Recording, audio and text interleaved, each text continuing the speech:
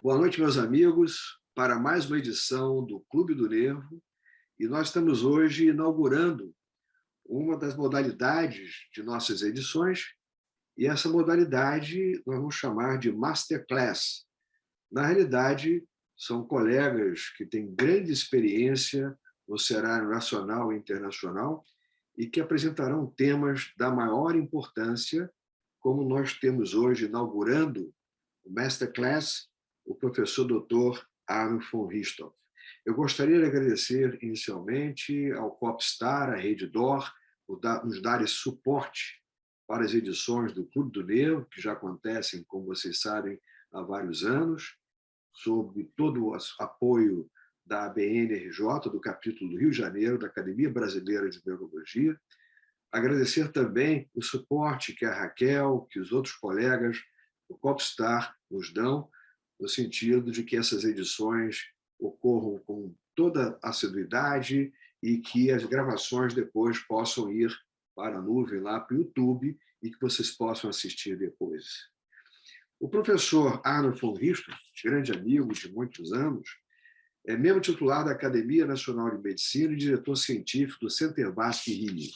Mas a história dele vai de muito tempo. O professor ele é de Brusque, de Santa Catarina, uma cidadezinha muito bacana lá em Santa Catarina, e ele veio para o Rio de Janeiro, ele mudou-se para o Rio de Janeiro para estudar medicina na Universidade Federal do Rio de Janeiro, onde foi aprovado o 8º lugar, em 1966, e realizou o internato em cirurgia geral no Hospital de Ipanema, em 1972.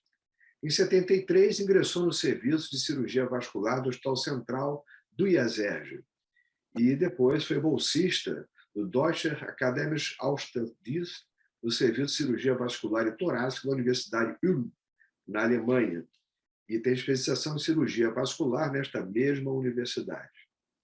O professor Arno é angiologista, cirurgião vascular, endovascular, especialista em angiorradiologia e em radiologia intervencionista pela MB-CBR. É chefe de serviço, foi chefe de serviço do Hospital Miguel Couto, de cirurgia vascular, em 1976.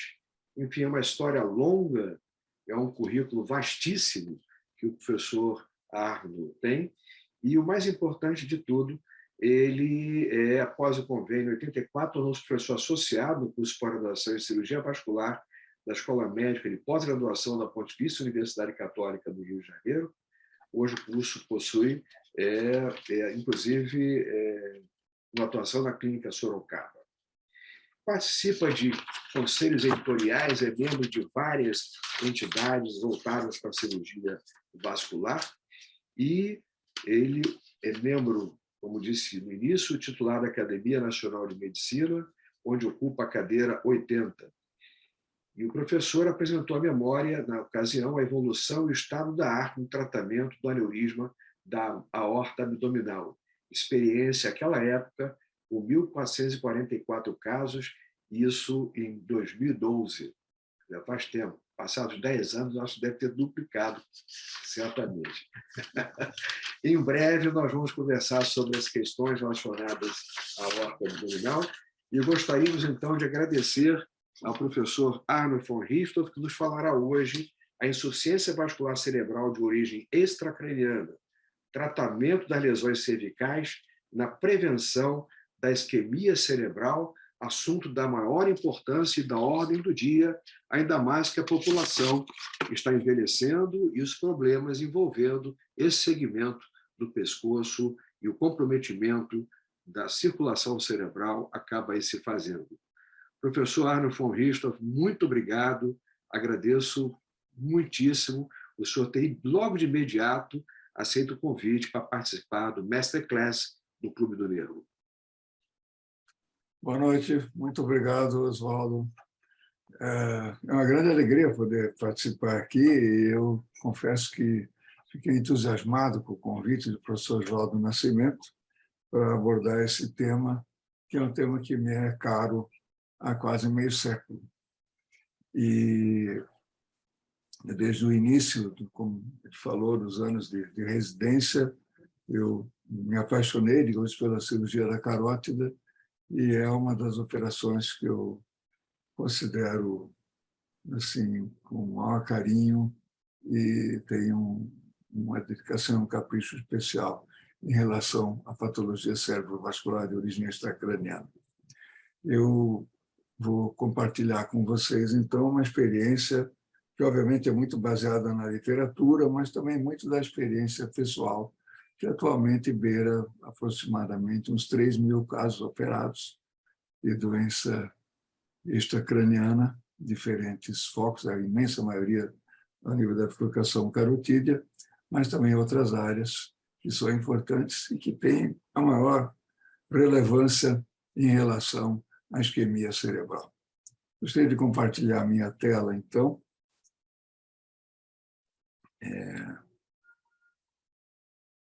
Eu tenho ainda um quadro branco aqui, não consigo compartilhar a tela. Compartilhar. E agora, Pedro? Estou aqui com o meu... Bom, aqui. Acho que o senhor tem que autorizar lá primeiro. Tem aqui o share screen, né? Aqui? Isso? É um dedinho que tem... Vai lá, Pedro, vai você. Estamos aqui trabalhando um pouquinho aqui. Algumas coisas aqui.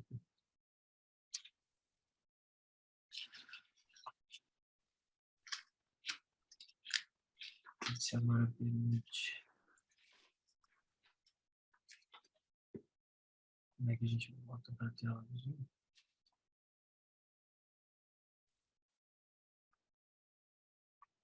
Está compartilhando? Acho que não. Eu acho que está compartilhando. O que está aparecendo aí, Oswaldo? Não está aparecendo ainda. Não aparece ainda. Eu vou pedir ao Kael para dar uma checada nisso. Já entrou em share screen no verdinho aqui embaixo? Tem o share screen.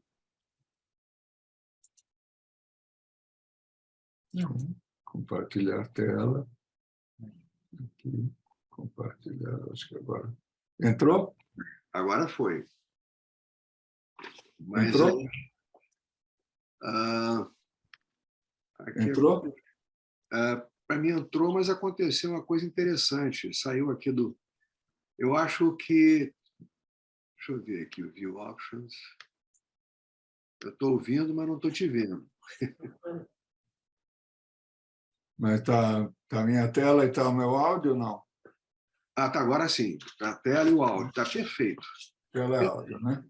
Está perfeito, a tela e o áudio, eu estou vendo perfeitamente.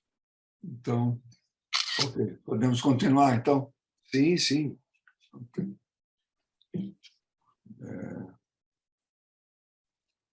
Esse é o nosso grupo, atualmente, no Rio de Janeiro, composto de cirurgiões vasculares, angioradiologistas, angiologistas clínicos, e, muito importante também, nós temos um grupo de terapia intensiva que trabalha diretamente conosco nos cuidados pré- e pós-operatórios dos pacientes. Nessa apresentação não há nenhum conflito de interesse da nossa equipe, nem meu, em relação a essa apresentação. Então, nós vamos falar aqui sobre uma doença terrível, né? Que é a doença arterial degenerativa, basicamente aterotrombótica, responsável por cerca de 1/3 dos óbitos da humanidade, seja ela pelo infarto agudo do miocárdio, seja ela pelo acidente vascular encefálico ou sobre a doença arterial periférica, em todas as suas mais variadas formas.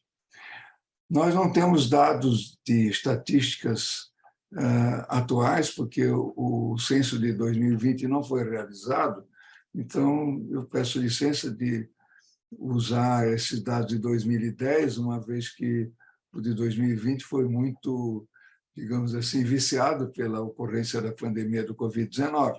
Mas aqui os senhores veem, por exemplo, que a aterotrombose, em suas diferentes formas, foi o maior vilão em termos de óbitos para a humanidade, com cerca de quase 1/3 dos casos. Então, foram vítimas de diferentes tipos de aterotrombose 14 milhões de pessoas no ano 2010. Certamente isso não se modificou, pelo menos em termos de percentual. Uma doença sistêmica que pode afetar vários territórios vasculares diferentes simultaneamente, né? O aumento da expectativa da vida, como muito bem o professor Oswaldo falou no início da apresentação, ela aumenta a incidência da arteriotrombose, que vocês veem nas figuras alguns exemplos, uma oclusão total da aorta terminal, aorta abdominal terminal, placas graves da bifurcação carotídea e doença coronariana oclusiva. E as estenoses carotídeas ocorrem simultaneamente com outras patologias degenerativas, especialmente também doenças vasculares, e o maior preditor do alto risco de acidente vascular encefálico isquêmico decorrente de doença extracraniana é exatamente o grau de obstrução das carótidas. Então, as manifestações patológicas variam muito em diferentes territórios vasculares. É um assunto muito bem estudado. Esse é um dos trabalhos mais interessantes que foi publicado até hoje, embora seja de algumas décadas atrás, ele continua extremamente válido, em que nós vemos aqui que os troncos supraórticos e as artérias cerebrais se associam à doença da artéria coronária em até 40% dos casos, ao passo que os doentes que têm problema nas coronárias, de 3% a 8%, têm também doença nas carótidas, e a associação entre doença das carótidas e as artérias periféricas é muito elevada também, em torno de 41%. Então, isso faz com que realmente seja muito importante a gente ter esse conhecimento de que pensar de que o doente que tem um problema coronariano pode ter um problema na carótida, pode ter um problema periférico, pode ter um aneurisma, as doenças são frequentemente associadas. No Brasil, ocorrem cerca de 250.000 de acidentes vasculares cerebrais. Aqui eu coloquei de propósito o nome derrame, que é como essa patologia é conhecida pelo povo em geral. A mortalidade é elevada, a mortalidade também, o que faz com que uma prevenção seja necessária. O quanto é importante esse tipo de doença na humanidade? Nós vamos trazer aqui umas referências históricas. Provavelmente vários de vocês conhecem essa correlação, mas aqui todo mundo sabe quem é essa figura histórica, é Lenin. Esse é Lenin em 1920, aos 50 anos. E aqui nós vemos Lenin em 1923, após sofrer vários insultos vasculares cerebrais, com quase toda certeza oriundos da sua carótida, pelo tipo de isquemias transitórias e graves que ele teve. E 4 anos depois, desse líder, independente de gostarmos dele, não, foi um grande líder que orientou toda uma história de uma nação, quase de um continente. 4 anos depois, tinha morrido de insuficiência vascular cerebral. Assim também, como o mundo poderia ter sido diferente se Hindenburg, em 1933, não tivesse sido acometido de uma isquemia cerebral transitória após a outra, certamente afetando a sua mente, que ele entregou o poder da nação alemã a um candidato que tinha feito 1/3 dos votos. Naquele tempo não existia a eleição em segundo turno. Então, quem ganhou mais na primeira eleição levou o poder. E deu no que deu, todo mundo sabe. O Brasil não foi diferente.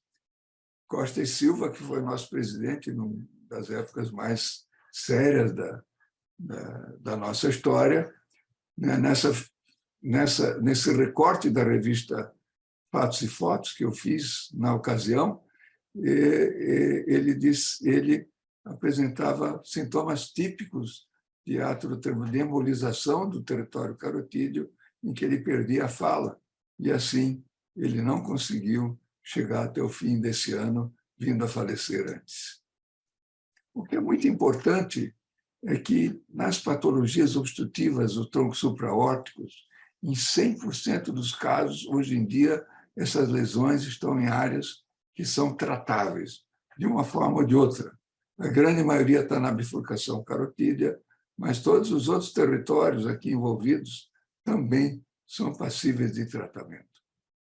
Quais são as etiologias desses acidentes, então, a partir das artérias cervicais? Elas podem ser por hipoperfusão global ou focal, mas, de longe, a grande maioria são manifestações tromboembólicas. Elas podem ser oriundas também do coração, mas o atrembolismo de origem arterial é típico da doença carotídea, sendo que um grupo bem menor tem etiologia hematológica.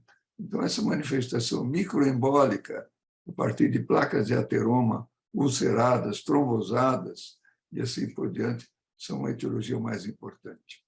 Quais são os mais importantes marcadores da doença cerebrovascular obstrutiva? Em primeiro lugar, ainda hoje, a história de tabagismo é altamente prevalente. Então, nós temos uma incidência. Eu fiz há muitos anos atrás um trabalho, foi apresentado, inclusive, no Congresso de Neurologia, que teve em Brasília, há muitos anos atrás, em que os fumantes tinham as suas carotas, dos pacientes que eu operei, os fumantes eram operados 20 anos antes. A idade média do fumante com doença carotídea operada era 58 anos e do não fumante 78 anos. Então, uma idade acima dos 70 também é um fator importante marcador, a presença de ter tido um acidente vascular isquêmico prévio, a ocorrência, como nós já vimos, de atriotrombose em outros territórios. A incidência de diabetes tem uma importância, mas não é tão grande quanto as outras. E um dado muito importante é que, em 75% dos casos, os acidentes isquêmicos ocorrem sem nenhum aviso prévio. Nós sabemos que, até hoje, apesar de todos os progressos da ciência, a gente, na verdade, não consegue curar um paciente de um AVC isquêmico. Então, a gente consegue melhorá-lo, consegue recuperá-lo parcialmente, tem várias medidas que podem ser feitas, fisioterápicas, terapêuticas, mas tudo tem que se concentrar na prevenção, porque uma vez que ocorra, o desastre, na verdade, está feito. Como é feito esse diagnóstico? De várias formas. Em primeiro lugar, o exame neurológico, que eu não vou querer entrar em detalhes aqui, sobretudo com especialistas. O exame vascular é um exame simples, que todo mundo pode realizar no consultório, a palpação dos pulsos periféricos, dos membros superiores, no pescoço, da artéria temporal superficial, no glândula imediatamente anterior ao pavilhão auricular, a ausculta do território carotídeo e do território subclávio e a medida de pressão para ver se tem uma diferença entre um braço e outro. Então, esse é um exame simples, demora 5 minutos e que pode ser feito em todo doente que tenha suspeita de insuficiência vascular cerebral. O estudo do parênquima cerebral evoluiu muito nos últimos anos, nós vamos ver em detalhe, e aqui vem os exames não invasivos, que nós também vamos abordar logo a seguir em mais detalhe. Sem dúvida, o ecodoppler a cores é o exame mais importante na avaliação das arteriopatias cervicais. Ele permite avaliar com precisão o grau de estenose, a localização, a morfologia e também é o melhor exame para avaliar a constituição da placa carotídea, se ela é calcificada, se ela é uma placa lipídica, se ela tem um núcleo necrótico, a espessura da camada fibrosa que cobre a placa, o seu conteúdo. Então, tudo isso é muito bem avaliado. Aqui nós vemos uma placa calcificada que gera uma sombra acústica. Então, nós temos o potencial de influenciar não só a indicação do método de tratamento, mas também a escolha entre o tratamento por cirurgia e por angioplastia ou stent. A angiorressonância magnética é um exame que nos dá uma informação anatômica muito importante, como vocês estão vendo aqui, uma suboclusão. Na verdade, ela exagera as obstruções. Esse é um caso que não havia uma oclusão completa, e se a oclusão completa desaparece, a carota interna, pelo menos até a oftálmica, mas ele, sobretudo, é um exame de grande valia no seu estudo de difusão, entre os outros formas de fazer essa avaliação também, mas o estudo de difusão nos permite avaliar a extensão da lesão aguda e as suas dimensões, como nós estamos vendo aqui, várias áreas de isquemia aguda nesses ambos os hemisférios cerebrais. O exame, junto com o ecodoppler, que nos dá maior número de informações, é a angiotomografia computadorizada. A angiotomografia ela não é influenciável pelo cálcio, como é a ressonância magnética, nos dá uma informação muito precisa, vocês estão vendo aqui o grau de obstrução na placa que foi removida, e o que foi demonstrado pela angiotomografia. E permite reconstruções únicas, como, por exemplo, navegar pelo lúmen do vaso, né? Permite que a gente veja exatamente aqui está a carota externa, a carota interna e a estenose. Então, é um exame de grande valor, sobretudo associado. Hoje em dia, na imensa maioria dos casos em que a gente pode, a não ser que haja algum impedimento, como, por exemplo, a insuficiência renal, ou falta de equipamento para fazer o exame, mas, de uma forma geral, nós damos preferência a avaliar os doentes que nós pretendemos operar, um estudo de angiotomografia e um ecodoppler de todos os troncos supraaórticos e cervicais. Isso nos permite não só avaliar a circulação carotídea e retrobasilar, dar uma ideia da estratégia do tratamento e avaliar também as opções de acesso se nós queremos realizar um tratamento endovascular. Nós primeiro, então, em relação ao tratamento, vamos abordar o tratamento dos troncos supraórticos, antes de entrar no tema mais específico, que seria da doença carotídea.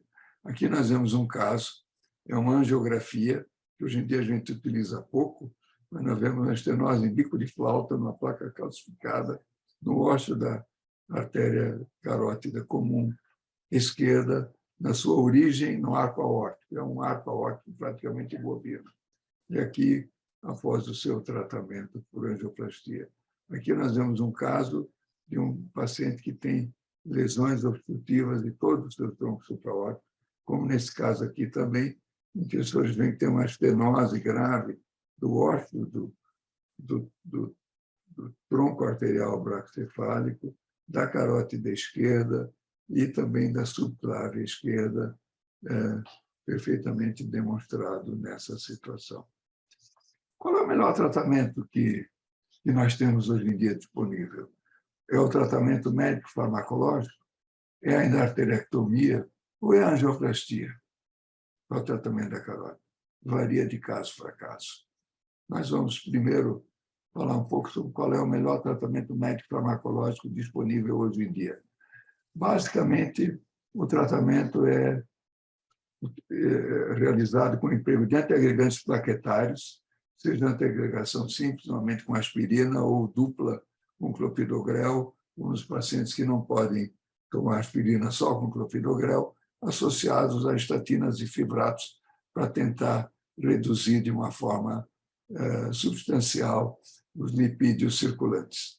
Eventualmente, nos pacientes que têm cardiopatias associadas, com risco hemoligêmico, é obrigatório o uso de anticoagulantes, e, nesses casos, a grande maioria não utiliza antiagregantes plaquetários, mas existem alguns casos em que há vantagens, apesar do risco de hemorragia ser um pouco maior, de usar antiagregante plaquetário. É muito importante que nós façamos um efetivo controle dos fatores de risco, controlando e abolindo totalmente o fumo, controlando a hipertensão e o diabetes. E todos os portadores de ateromatose devem receber farmacoterapia.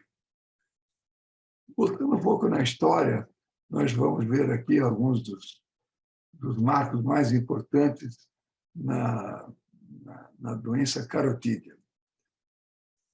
Embora a apoplexia fosse conhecida há milênios, foi somente em 1658 que Vector fez a primeira relação entre a oclusão da carótida e a apoplexia. Savory, já 200 anos depois, viu que a presença da oclusão da carótida interna com sintomas neurológicos. Egas Muniz, de Portugal, realizou a primeira arteriografia carotídea em 1927, injetando um contraste chamado torotrato, feito com tório radiativo, dentro da artéria carótida por uma função direta. Na verdade, era para estudar tumores, mas ele detectou também casos de oclusão da artéria carótida interna. Vale a pena aqui dizer que a causa de mortes mais prevalente em Portugal é acidente vascular isquêmico cerebral, mais do que doença coronariana, como é no Brasil. Mollins, na Argentina, operou a primeira cirurgia de carótida para o tratamento de isquemia cerebral. Ele, na verdade, era um cirurgião muito habilidoso, ele atuou por orientação do neurologista, cujo nome era Carrea. Carrea é um marco na neurologia da América Latina, Carrère, que provavelmente idealizou e ele realizou a cirurgia. A primeira endarterectomia, feita como ainda é feita hoje, na grande maioria das vezes, foi feita por De Bake, em 1953, mas parece que ele era brasileiro e só relatou ela em 1959, como nós muitas vezes deixamos de fazer, de forma que Eastcott, na Inglaterra, que foi quem fez a primeira cirurgia que foi publicada na literatura de língua inglesa, é que levou durante muito tempo os louros dessa descoberta. Na década de 70, houve uma grande difusão dos benefícios da endarterectomia de carótida e também Klaus Matthias, na Alemanha, realizou a primeira angioplastia.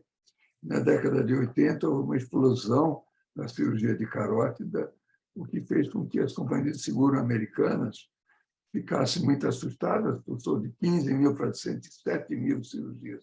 E aí surgiram os grandes estudos randomizados, multicêntricos, os quais 3 são utilizados até hoje como marcos.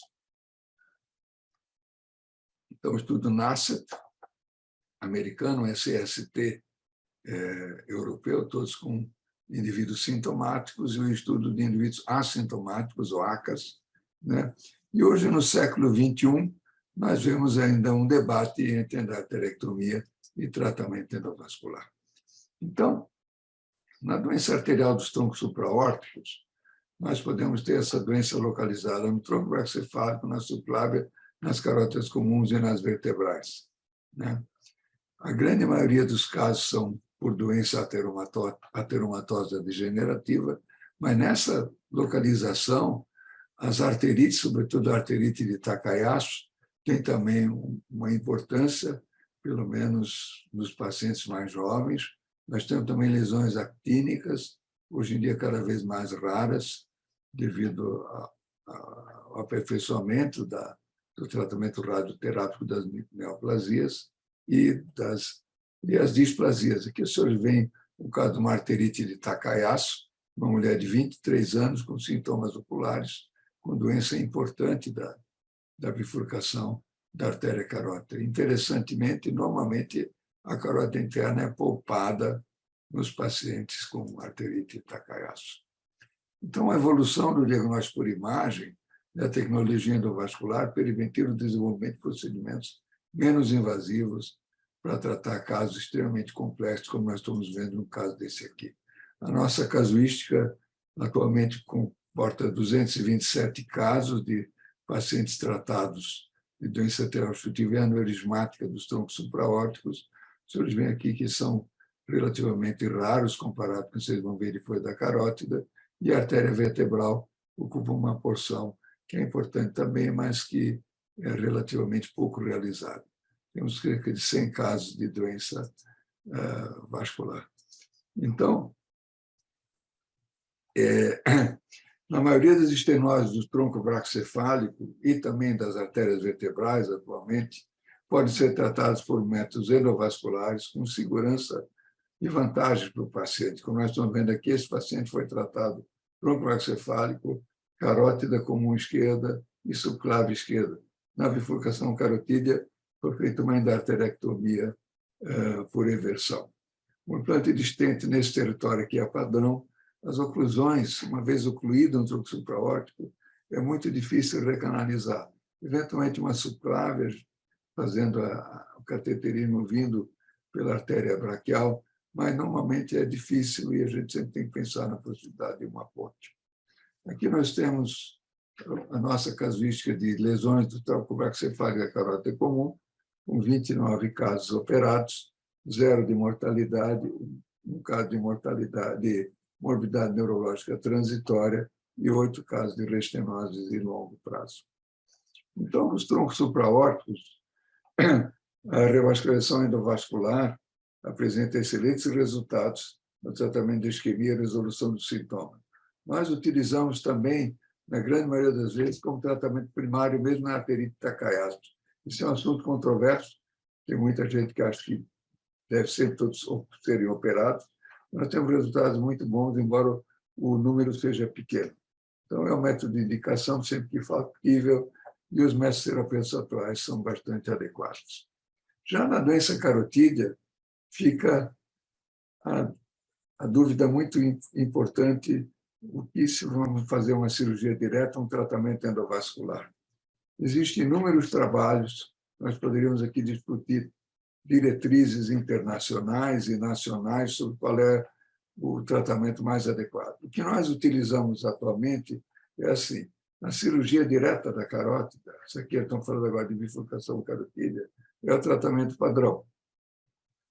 Ele é excelente em carótidas tortuosas, na presença de trombo intraluminal, em que a manipulação dessa carótida torna-se muito arriscada, quando nós temos um acesso endovascular difícil, quando falhou o tratamento endovascular, e também a preferência do paciente. Já o tratamento endovascular, a angioplastia com implante de stent, nós fazemos os 2 métodos, para nós é absolutamente indiferente, do ponto de vista de opção. Nós procuramos selecionar o que é melhor para cada paciente, dando também importância à preferência do paciente. Então, pescoços hostis, acesso cirúrgico difícil, restenose após endarterectomia de carótida, são raras, mas existem, na vigência de estudos clínicos e tratamento de múltiplos territórios, sem dúvida o tratamento endovascular é o melhor. Qual é a técnica da endarterectomia que a gente deve utilizar? Eu, pessoalmente, decido a técnica mais, na maioria das vezes, durante a própria cirurgia. Vejo como é a situação. Eu opero a grande maioria dos pacientes de carótida despertos, acordados com anestesia de bloqueio cervical. Então, se eu vou precisar usar um shunt, eu normalmente prefiro usar uma endarterectomia longitudinal com PET de pericárdio bovino. Também esse é o método que eu uso na maioria das vezes quando o paciente está submetido à anestesia geral por alguma indicação. Aqui o senhor vê o nervo hipoglosso, o nervo vago está visível aqui por transparência em cima da carótida. Mas a imensa maioria dos pacientes eu opero por endarterectomia de eversão, o que permite que eu faça uma cirurgia sem a colocação de nenhum corpo estranho dentro do paciente, o que diminui em grande percentual a maioria dos tipos de complicação tardia. Já o tratamento endovascular, ele pode ser feito de 2 formas, sempre com proteção cerebral, ou com a utilização de um filtro, ou com a utilização de um sistema de obstrução que nós vamos ver. O procedimento de angioplastia de carótida com stent, ele tem vários momentos críticos. O momento inicial crítico é a colocação de uma bainha longa, desde a artéria femoral até a artéria carótida comum, sem que a gente manipule a área da lesão, e uma vez colocar essa bainha longa, cruzar a lesão, fazer ou não pré-dilatação, implantar o stent, fazer ou não pós-dilatação, e depois retirada do filtro ou sistema de proteção. Assim como aqui, esses corajosos que estão nessa posição gloriosa aqui, enquanto o motociclista passa por cima deles também, todas elas apresentam um risco importante, sendo que a pós-dilatação é o que tem maior risco de embolização através das malhas dos stents. Então, há muito tempo que eu abandonei a pós-dilatação, que tem um A a mais. Eu faço uma coloco o sistema de proteção, faço uma pré-dilatação, normalmente com um balão de 5 milímetros, e implanto os stents e não faço mais pós-dilatação. Porque a gente sabe que atrioembolismo ocorre em todas as angioplastias de carótida. E a gente não pode prever quais pacientes serão acometidos. Então, devemos fazer essa prevenção da melhor maneira possível.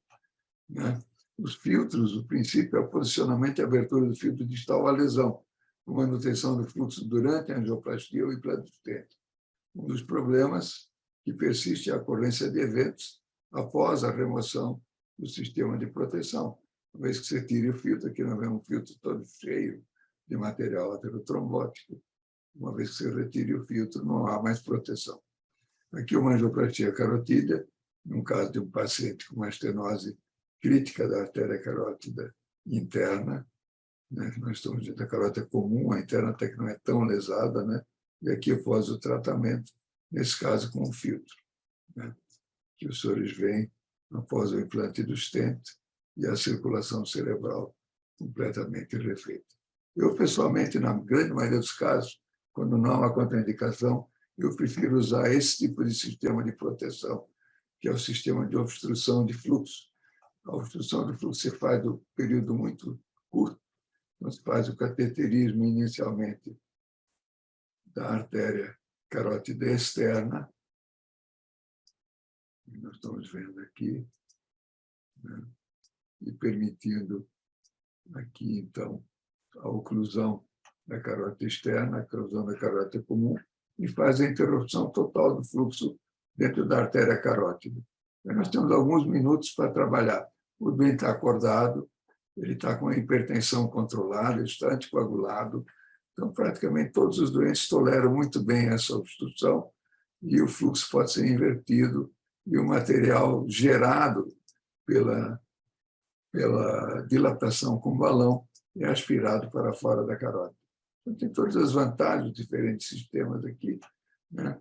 Eu acho que esse é o sistema que, se possível, é o que nos dá maior segurança na angioplastia de carótida. Está amplamente demonstrado em vários estudos. Você vê que o estudo Sapphire clássico teve 7% de acidentes vasculares na angioplastia com filtro. E aqui esses estudos mais recentes, que têm são com sistema de reversão de fluxo ou de obstrução, uma taxa de complicação em torno de 1 a 2%. A nossa experiência é baseada nos 2 métodos, vem aqui em azul mais brilhante, nos últimos 16 anos, em que a grande maioria dos casos foi tratado de cirurgia aberta, mas sempre tem uma variação de tratamento endovascular, que varia em função de várias coisas, inclusive muito em função das diretrizes que são apresentadas. O que é muito importante é que nenhum desses métodos é justificável em serviços que têm um risco muito elevado.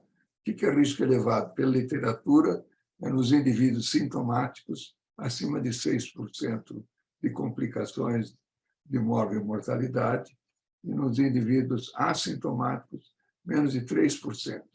Para que isso ocorra, é necessário que cada operador avalie e divulgue os seus próprios resultados, e não nos estudos clínicos. É muito fácil dizer, essa cirurgia tem risco de 2%, mas qual é o teu?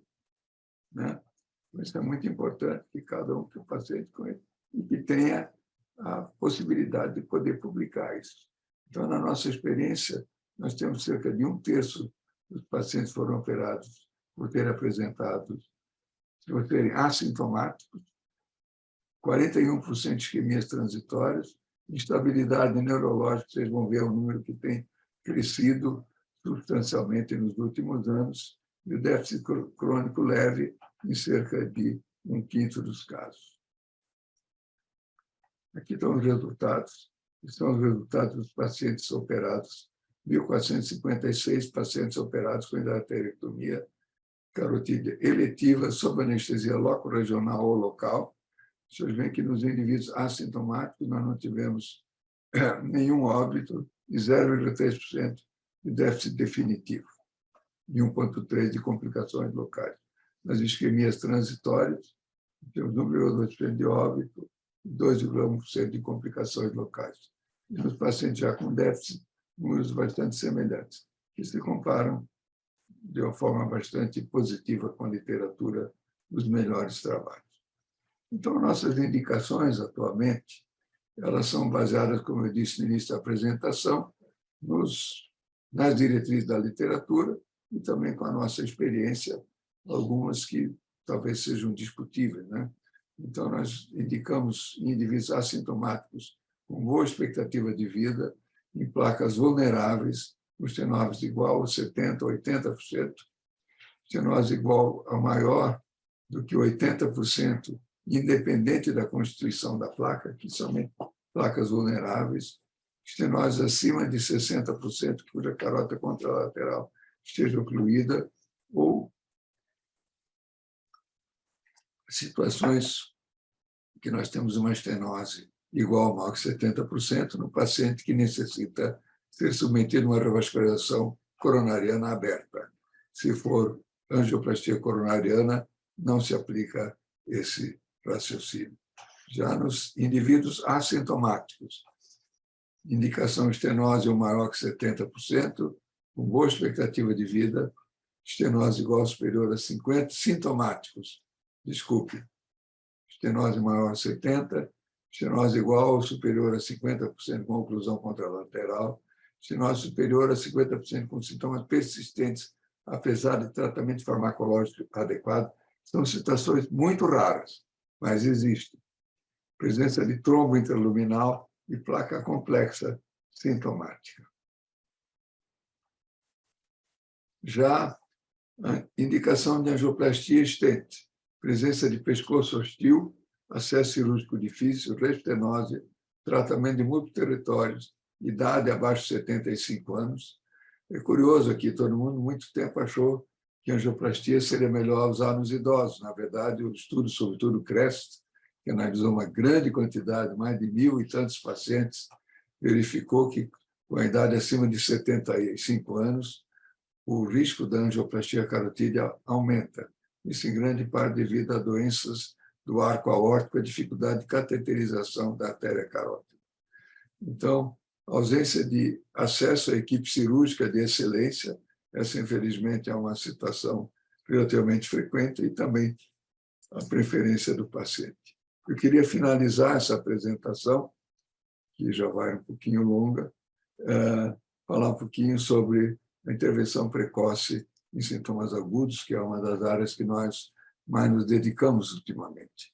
A gente sabe já de muitos estudos, esse é um estudo de 2004, e nós vemos que, após a ocorrência de uma isquemia cerebral transitória ou de um AVC menor, o risco que esse paciente apresenta de ter um segundo acidente, normalmente pior que o primeiro, é tanto maior quanto menor o espaço entre o evento e o índice. Você vê aqui que nos primeiros dias essa incidência é muito maior, depois ela diminui. E se nós também sabemos, pelo estudo NARCET, né, de que a endarterectomia, que é o estudo pontilhado aqui acima, confere uma proteção muito grande em relação ao melhor tratamento clínico, obviamente é o que se fazia na época, nos pacientes sintomáticos. Nesse estudo de Roswell, também de 2004, nós vemos aqui que quanto maior o grau de estenose, maior a incidência de recidiva dos acidentes vasculares isquêmicos após um evento índice inicial. Então, por que todo mundo não opera o paciente logo depois de ter tido um acidente? Na verdade, os cirurgiões que ousaram operar os pacientes com AVE agudo, sobretudo isso nos anos 70 e até 80, logo aprenderam que o risco é muito alto. Na verdade, havia uma taxa importante de conversão do evento isquêmico, do infarto isquêmico hemorrágico, como vocês estão vendo aqui, e mobilização de trombos e detritos de placas, fazendo com que houvesse o aumento da morbidade, o aumento da mortalidade, em grande parte devido ao risco de reperfusão, convertendo o infarto isquêmico hemorrágico, causando hiperperfusão cerebral e edema cerebral. Aqui vocês veem um paciente com AVE, com isquemia transitória aguda, tem trombos dentro da sua artéria carótida que fatalmente irão embolizar se essa artéria não for dissecada com extremo cuidado, né? Esse caso aqui, especificamente, é um caso meu, em que eu tinha essa imagem e que eu levei esse paciente para o centro cirúrgico, e quando eu operei, na verdade, os êmbolos já tinham se deslocado para dentro do cérebro. Então, quais são os objetivos da intervenção precoce? Os objetivos de intervenção precoce são prevenir a recorrência da isquemia e melhorar a perfusão das áreas cerebrais isquêmicas, conhecido como área de penumbra, que você vê um caso de uma estenose crítica de carótida, detectada pelo ecodoppler, confirmada pela angiotomografia, e aqui a placa que foi retirada e a artéria limpa, tem um shunto interno irrigando a artéria carótida interna. Então, quais são os objetivos dessa intervenção precoce? Prevenir a recorrência de isquemia, melhorar a perfusão das áreas isquêmicas. Nós sabemos que podemos intervir com segurança nos pacientes com isquemia cerebral transitória, mas como no exame clínico inicial podemos saber quais são os pacientes que estão tendo um AIT e quais são os que estão evoluindo para o acidente vascular isquêmico. A história natural disso mostra, diferentes trabalhos publicados aqui, que a recorrência é elevada entre 48 horas, de 3% a 5%, em 7 dias até 12%, em 90 dias até 20%, com prognóstico ruim, como os senhores estão vendo aqui. Né? O que os estudos randomizados mais importantes que nós tivemos recentemente nos informam sobre a intervenção precoce? Muito pouco. Na verdade, as mais consistentes informações vêm de relatos de serviço de excelência em cirurgia de carótida, porque esse tipo de doente não foi randomizado em nenhum desses estudos. Né? Como selecionar os pacientes? Sempre foi uma grande dificuldade. Nós vemos aqui 3 trabalhos publicados na mesma época, um com 21% de mortalidade, outro com mortalidade de 7%, e o outro, com um N importante, com nenhum AVC, nenhum edema, nenhuma conversão hemorrágica. Alguma coisa estava errada, alguma coisa estava desconhecida nesse caso. Né? Então, esse trabalho de Sharp e Naylor mostrou que o tempo de endarterectomia após o evento era importante, mas que não é a coisa até hoje.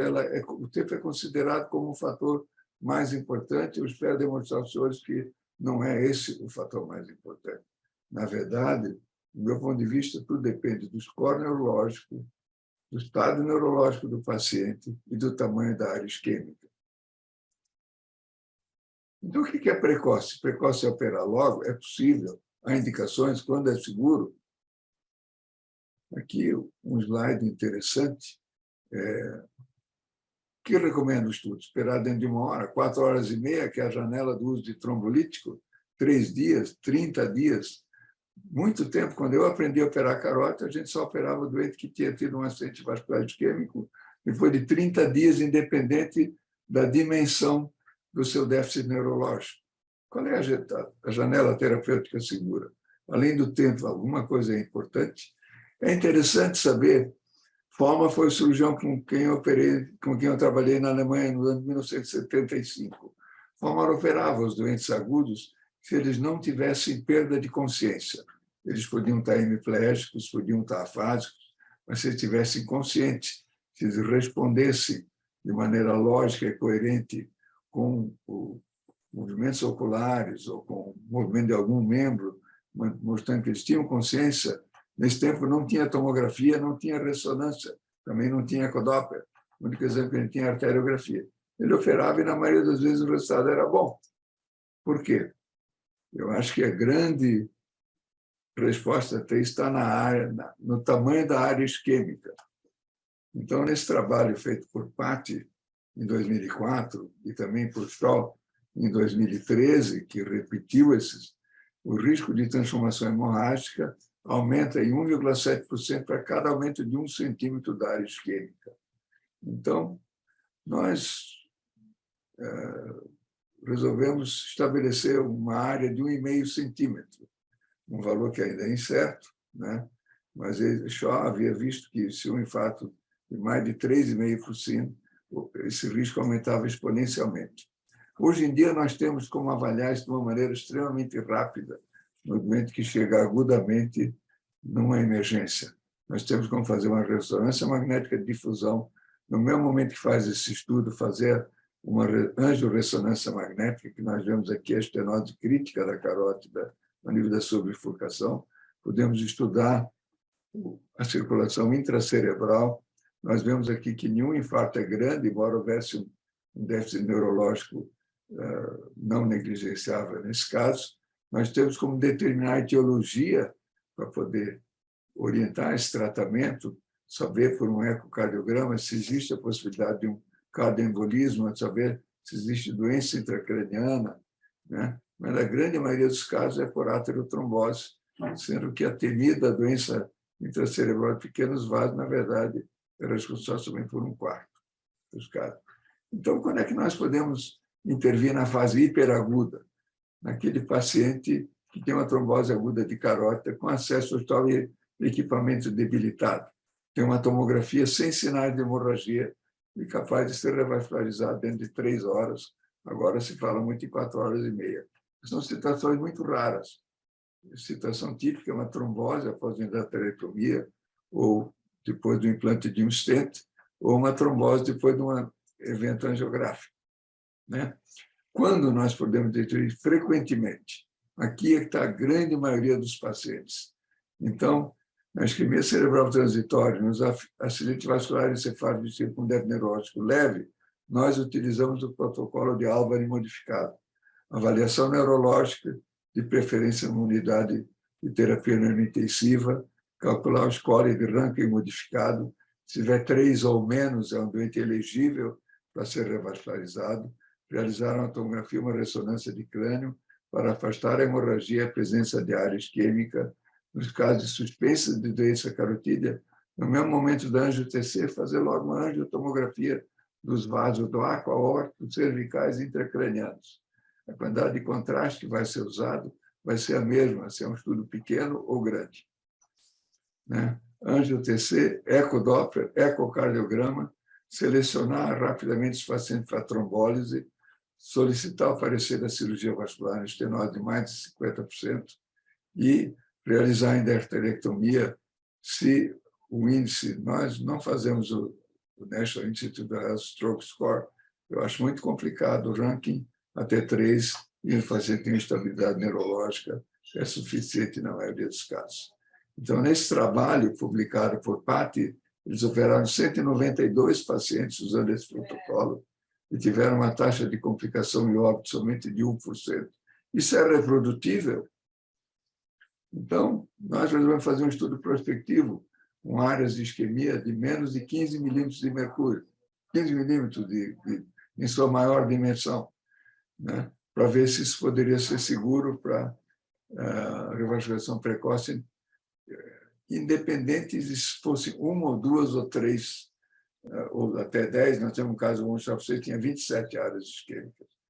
Um dilema que existe também, muitas vezes nesse caso, quando podemos intervir após trombólise, às vezes nós recebemos o doente que já foi trombolizado. Na verdade, não há consenso. Teoricamente, nós podemos operar assim que acabar o efeito do agente lítico. Aqui tem vários trabalhos mostrando o intervalo que foi feito e nenhum operou, somente esse aqui, 5 casos com menos de 48 horas. Nós, normalmente, esperamos 48 horas após lise, eventualmente com o doente perfeitamente antiagregado.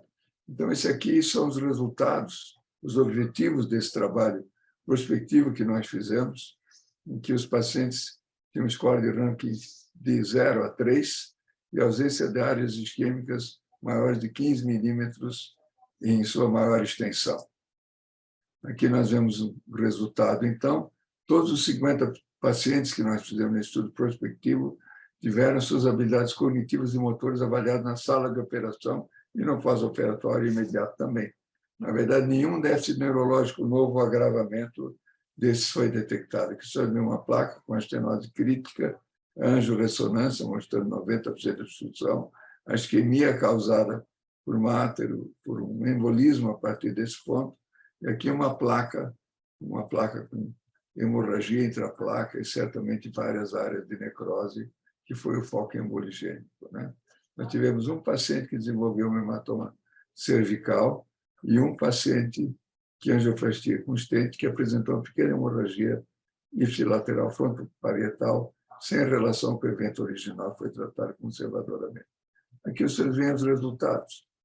Então, em 71 meses, 50 pacientes, o tempo médio, vários pacientes foram operados no mesmo dia do evento isquêmico, do evento índice, o diâmetro máximo 45, não houve nenhuma nova área isquêmica, nenhum caso de hematoma cervical e 0 mortalidade. Então, a ausência de mortalidade ou agravamento de estudo nos incentivou a continuar esse estudo. Os pontos chaves, nós acreditamos que sejam a estratificação clínica e neurológica, o diagnóstico por imagem determinando o volume da área isquêmica, o diagnóstico imediato da etiologia da isquemia através de uma equipe multidisciplinar, controle rigoroso dos cuidados pós-operatórios, sobretudo da antiagregação plaquetária e o controle da pressão arterial, de forma que aqui nós temos, então, resumido o que são os fatores mais importantes. né? É importante, como eu já disse, que os doentes sejam vigiados em terapia intensiva com um rigoroso controle da pressão arterial e da antiagregação. Finalizando, gostaria de dizer que a endarterectomia atingiu seu nível de excelência. Resultados com mínima morte e mortalidade são exigidos e podem ser obtidos. Sendo especialidades, a mortalidade tem sido obtida rotineiramente com taxas de morte e mortalidade inferior a 2%. A intervenção precoce após sintomas agudos, eu acredito que seja seguro, e dentro de limites, na verdade, 15 milímetros a gente já tem certeza que sim, né? E, curiosamente, o tratamento endovascular melhorou os resultados da endarterectomia. Pacientes de alto risco para cirurgia podem ser tratados por esse método com vantagem, a gente poder selecionar qual é o melhor para cada caso, né? E a criteriosa avaliação dos pacientes, alicerçada em diagnóstico preciso, técnicas de anestesia e terapêutica apuradas, cuidados pós-operatórios adequados, permite a obtenção de resultados excelentes, tanto com a cirurgia como o tratamento endovascular. Aqui tem o nosso protocolo com algoritmo, que eu não vou entrar em detalhes. Na verdade, os principais fatores determinantes do sucesso no tratamento da doença cerebrovascular de origem extracraniana é a seleção adequada dos pacientes, uma técnica vascular apurada, objetivando uma baixa taxa de complicações. Em conclusão, na presença de sintomas, nós devemos agir o mais precoce possível, selecionar individualmente os pacientes, porque tempo é cérebro. Muito obrigado. Oswaldo? Excelente, Arno. Excelente apresentação. Eu acho que nós tivemos aí realmente a masterclass, a aula do mestre, porque nada melhor do que a experiência, né? Você está me ouvindo bem, Arno? Perfeitamente. Perfeito. Eu gostaria, antes de agradecer, a participação de vários excelentes neurologistas, colegas de grande experiência, Pedro Moreira, Filho, que é professor de neurologia, Solange Camargo, Sidney Gomes, Sérgio Abramoff, e tem vários colegas, apenas citei alguns, são vários que estão aqui participando. E eu gostaria até que fizesse suas perguntas. Isso é importante, porque sempre aprendemos quando temos a oportunidade de falar com um colega de grande experiência, como o professor Arno. Uma coisa muito interessante é que, nos nossos dias, o pessoal se preocupa muito, e você com essa experiência, essa vasta experiência, hoje o pessoal se preocupa muito com a questão cognitiva, né? Então, você acha que daqui a algum tempo nós poderemos, digamos assim, avaliar o paciente, quer dizer, o indivíduo tem um certo grau de obstrução de carótida, e tem lá seus 60 e poucos, 70 anos, e começa a ter um déficit cognitivo, e existem algumas avaliações, e tem até trabalho mostrando melhora clínica com o procedimento cirúrgico, melhorando a cognição do paciente. Você acha que seria interessante nós termos uma atenção maior com esse grupo? Esse é um assunto, digamos assim, de muita controvérsia e debate, né? Eu tenho certeza que ajuda, porque eu já vivenciei isso muitas vezes. Nós já tentamos, inclusive, uma vez fazer um trabalho prospectivo com a psicologia da PUC, em que os pacientes são submetidos a teste de cognição antes e depois da cirurgia de carótida. E todos melhoraram de uma maneira assim excepcional. Foram 7 casos avaliados. Aí nós resolvemos avaliar também indivíduos que não tinham sido operados, mas que fizeram o mesmo teste antes, e os que fizeram o mesmo teste depois também melhoraram muito. Então, na verdade, não funcionou porque os pacientes aprendem a fazer o teste. Então, é muito difícil da gente comprovar isso. Mas eu já tive várias comprovações na minha prática clínica de que os doentes melhoravam. Nem todos, tem uns que estão num processo, digamos, degenerativo, já intracerebral, em que mesmo melhorando a circulação, nada vai acontecer. Isso é um tema, eu acho que para para o futuro determinar. Né? Tanto é que a gente não tem como fazer uma indicação de uma operação baseada num grau de obstrução, digamos, menos do que esses que eu citei, 70%, 80% no indivíduo assintomático. Né? Então, difícil, né? Quando eu tenho uma placa muito feia, eu gosto muito de pedir um estudo de ressonância de difusão, ou eventualmente um Doppler transcraniano, para ver se eu vou detectar a embolização intracerebral. Porque eu gosto quando tem uma comprovação de que realmente o doente tem necessidade de ser tratado, e são métodos que nós temos à disposição também. Né? Certo. Acho que o futuro vai responder. Eu fiz esse comentário porque é a questão das baterias de neuropsicologia hoje em dia, elas estão cada vez mais precisas, né? E é muito difícil, até para nós mesmos, decorarmos em avaliações mesmo sucessivas. Então, talvez essas novas baterias, ou se pudesse estabelecer melhor, baterias que pudesse ajudar nesse aspecto, é lógico, em consonância com os achados de imagem e as condições de perfusão do paciente. Né? É a mesma coisa em relação ao NIH Stroke Score, né? É tão complicado ter tanta coisa, a gente tem que ir com a tabela, perguntar, então faz o ranking que é mais fácil. Com certeza. Aqui os comentários pelos parabéns, quer dizer, saudando também, até mesmo de Montevidéu, ouviu, Arno? Pelas observações, né? E aquela questão sempre, né? De que eu acho que a experiência é tudo para a decisão. A experiência do professor Arno é tão grande que quando nós divulgamos o Masterclass de hoje, vários colegas, né, falando, operou meu pai, enfim, vários referindo o sucesso dos procedimentos a que seus parentes diretamente, pais e irmãos, foram submetidos. Isso me deixou muito feliz, porque todos nós já conhecemos da presteza, do cuidado que o professor Arno tem com seus pacientes, ainda mais com quase 1.500 endarterectomias, quer dizer, de carótida, é impressionante o número. Uma situação interessante, você falou dos jovens, né? Quer dizer, os fumantes e os não fumantes, os jovens com 58 acabam tendo alterações importantes. Você sabe que, infelizmente, hoje, com essa história dos cigarros eletrônicos, eu estou comentando isso só para chamar a atenção desse fato, né? É impressionante como, inclusive no meio médico, alguns colegas jovens acabam utilizando cigarro eletrônico. E certamente que isso aí vai propiciar complicações vasculares muito, muito graves ao longo do tempo. Você acha, Arno, eu gostaria que você considerasse a questão da negligência, né?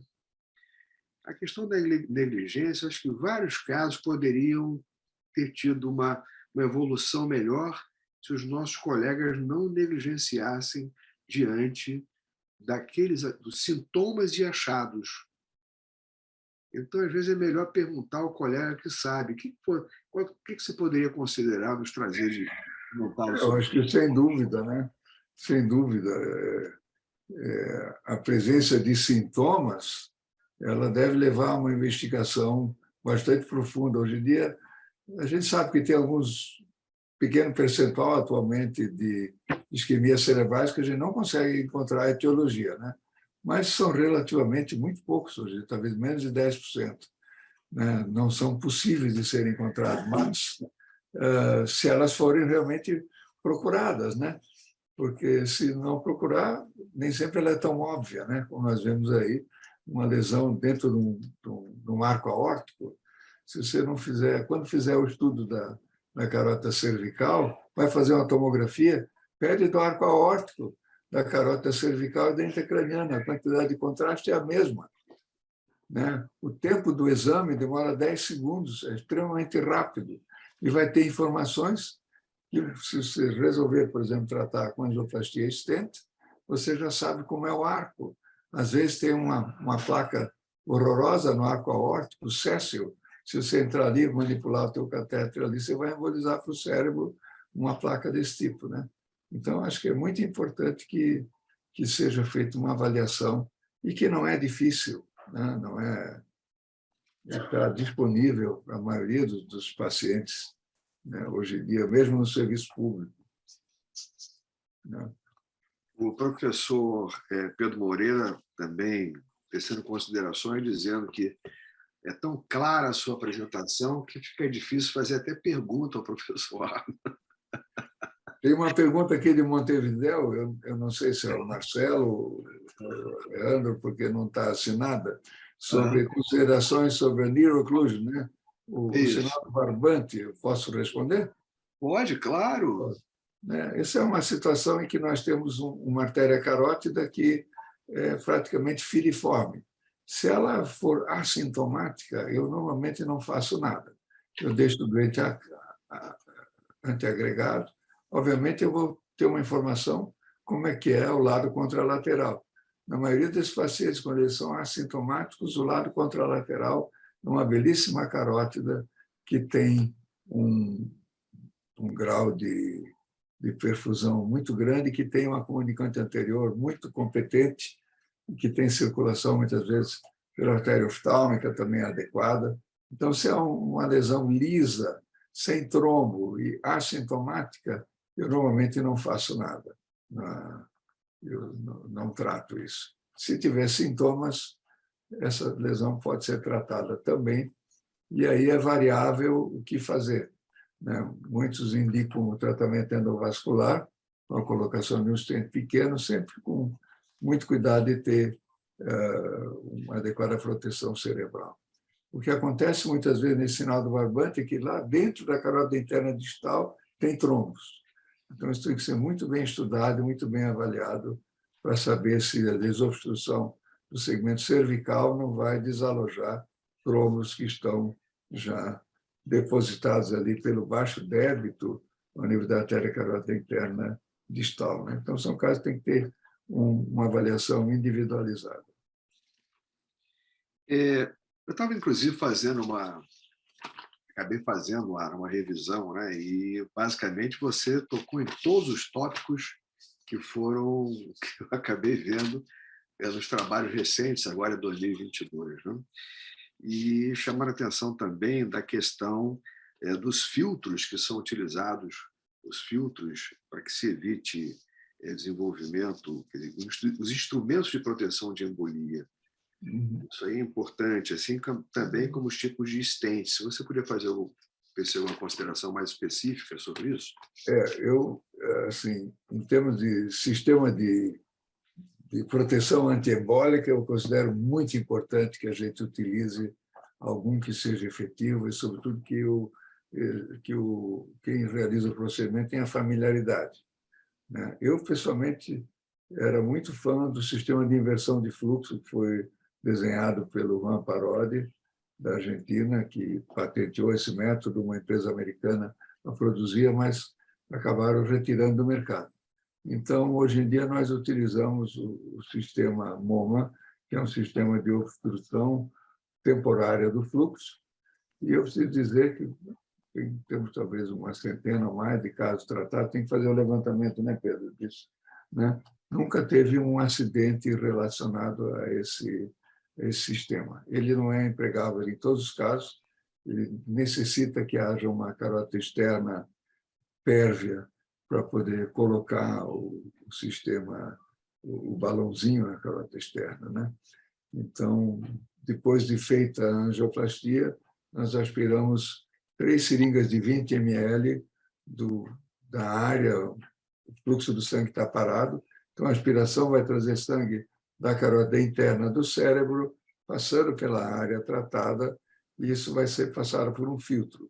Se por acaso aparecer algum detrito ali, nós tiramos mais uma seringa ou 2. Em relação aos stents, teve um progresso muito grande ultimamente, que é os stents com membrana, né? Nós já há alguns anos que deixamos de usar todos os stents que não fossem de membrana na artéria carótida, a não ser em situações muito específicas que às vezes necessitam um stent sem membrana. Os stents de membrana são os stents que têm 2 ou 3 fios de nitinol entrelaçados e entre eles uma membrana com microporos em torno de 100 milimicra. Então, é muito difícil de ocorrer uma embolização, sobretudo se nós não fazemos a pós-dilatação. Eu acho que a pós-dilatação, eu praticamente abandonei ela, eventualmente, se ficar uma estenose, mas a grande maioria das placas de carótida que eu considero adequadas para angioplastia são placas mais moles, não calcificadas, porque a placa calcificada é uma má indicação para angioplastia, porque o cálcio muitas vezes não cede ao balão, ao stent de jeito nenhum, o stent é muito fraco para conseguir comprimir um cálcio, o balão que tem que abrir o caminho, né? Então, esses stents com microporos, que, na verdade, nosso mercado só tem dois, a gente pode dizer o nome, que é o Casper e o Cigar, são os stents que nós temos utilizado de rotina agora na angioplastia de carótida. Maravilha. O nosso colega Ricardo Guzmão, né, considerando uma excelente revisão, doutor Arno, parabéns pela clareza das informações, com a demonstração da sua fantástica casuística. Realmente é uma experiência que a todos nós traz uma certeza de que a indicação, a precisão do procedimento que se segue, isso é fundamental, para que a gente alcance um bom resultado. E essa é a história da vida do professor Arno von Richthofen. E isso nos traz assim, uma grata satisfação, viu, Arno, de nós podermos aprender muito com o colega. Tem uma pergunta aqui do Sérgio Abramoff, também excelente palestra, e com a melhora do tratamento clínico agressivo, tem reduzido AVCs a menos de 1% ao ano. Há novos trials em curso, o CRASH-2 e o S2, que deverão responder a essa pergunta. Então, é aquela grande questão da associação, né, do tratamento clínico com o tratamento cirúrgico. Você queria fazer uma consideração na atualidade dessa tendência?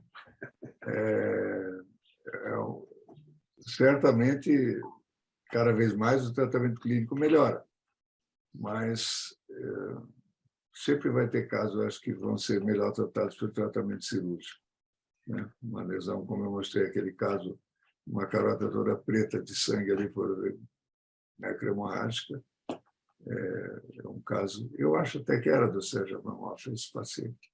Então, eu não tenho a menor dúvida quanto a isso, porque eu também tenho 50 anos de neurologia, e a gente sabe muito bem que conjugar é sempre importante, né? Quer dizer, e a gente ter a oportunidade de um procedimento seguro, é isso que nos traz a certeza. Eu não tenho esses dados, vamos dizer assim, concretos, porque são sempre impressões, né?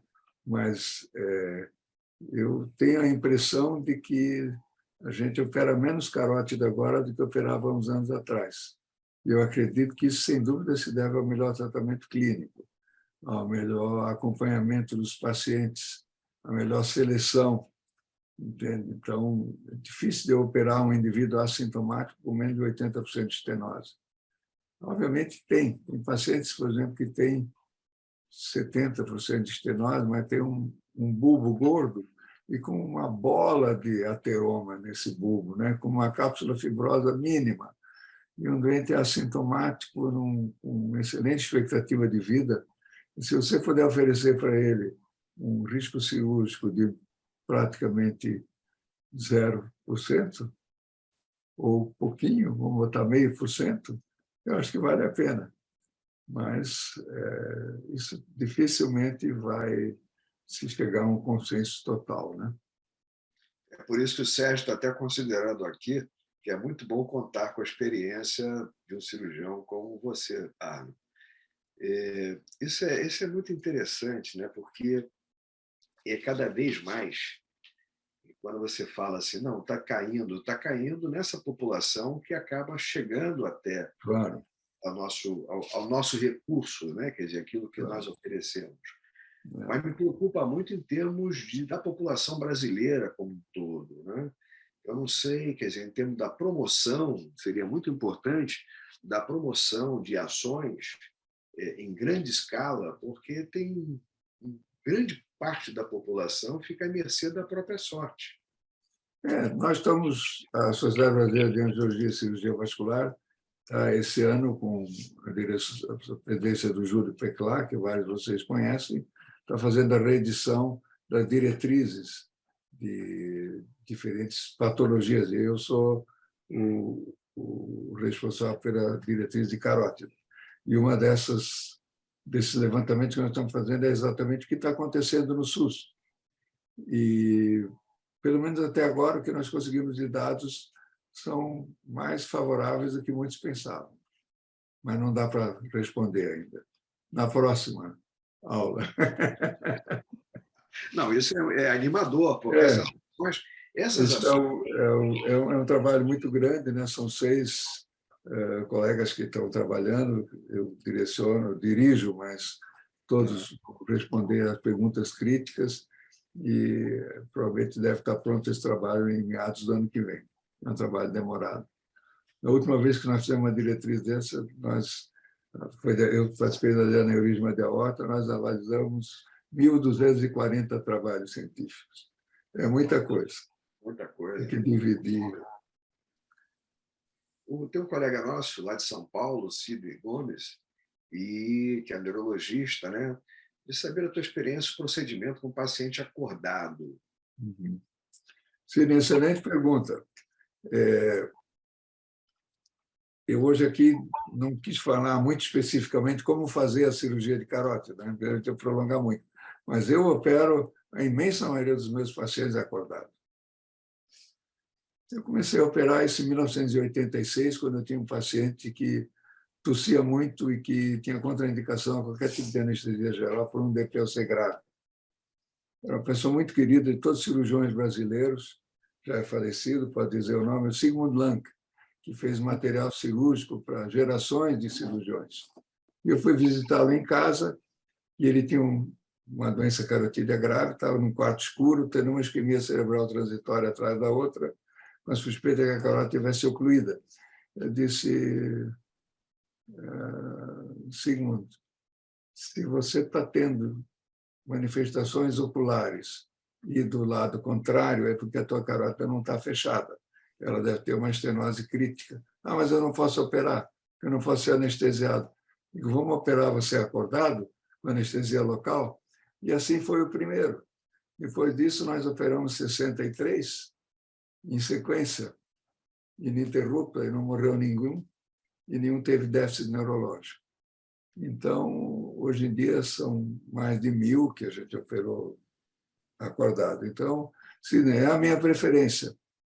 Tem que ter um bom anestesista, porque, eventualmente, um percentual de menos de 1%, tem que haver uma conversão para uma anestesia geral, e o anestesista usa uma série de drogas em pequenas doses, né, em que ele vai administrando para tirar a ansiedade do doente, o medo do doente. Muitas vezes o doente também soneca na hora que a gente abre, mas na hora que a carótida vai ser ocluída, ele está bem acordado, só que ele não sente mais dor nenhuma, porque ele está com o pescoço, ele tem que ir aberto, já sem dor, ele tem que ter relacionamento e confiança no cirurgião.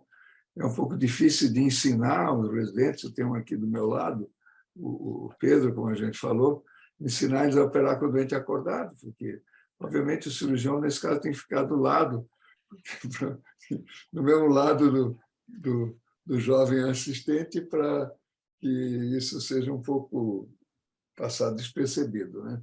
Mas é a minha preferência pessoal. Então, eu realmente tenho muito carinho pela cirurgia com paciente acordado. Tem 2 tipos de paciente que não são bons para a cirurgia acordada. O primeiro é o falso corajoso. Eu aguento, eu quero fazer a corinha, isso é melhor dormir. E o segundo é o que não tem capacidade intelectual para entender as vantagens do método, que é você acabar a cirurgia, o doente passar sozinho na mesa de operação para a maca que vai transportar ele para o CTI, ele está acordado o tempo todo, você não precisa esperar 1 hora para o doente acordar, ver se tem um déficit, não tem. Qualquer coisa que acontecer, você também vê na hora, em tempo real. Então, sem dúvida, é o melhor. Meus caros amigos, olha que nós temos quase 1h30 discutindo um dos temas de grande relevância na prática clínica e, notadamente, uma atenção que todos nós devemos ter com esses pacientes e, particularmente, com um encaminhamento preciso, né? O professor Arno, ele, ao longo da sua carreira, foram 55 capítulos de livro publicados, quase uma centena de artigos publicados, e daqui a pouco está saindo um volume aí muito interessante, Arno, que vai ficar para um próximo papo do Clube do Nervo.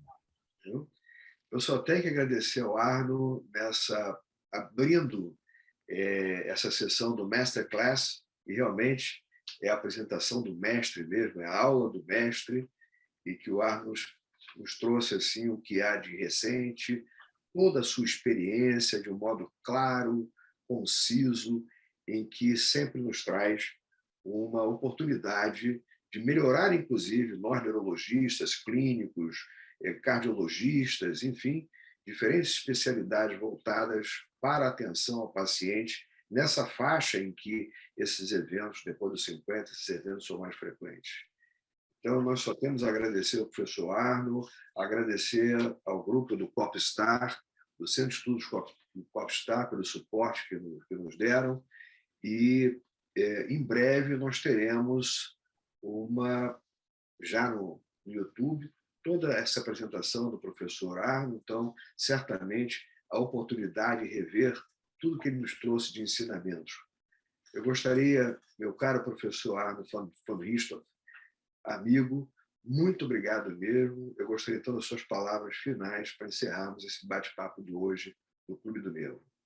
Oswaldo, muito obrigado a todos por terem participado, sobretudo aqueles que enviaram perguntas, que é sempre muito importante que a gente possa discutir, e dizer que eu fico muito feliz e estou sempre à disposição de vocês no que eu puder contribuir. Muito obrigado, uma boa noite.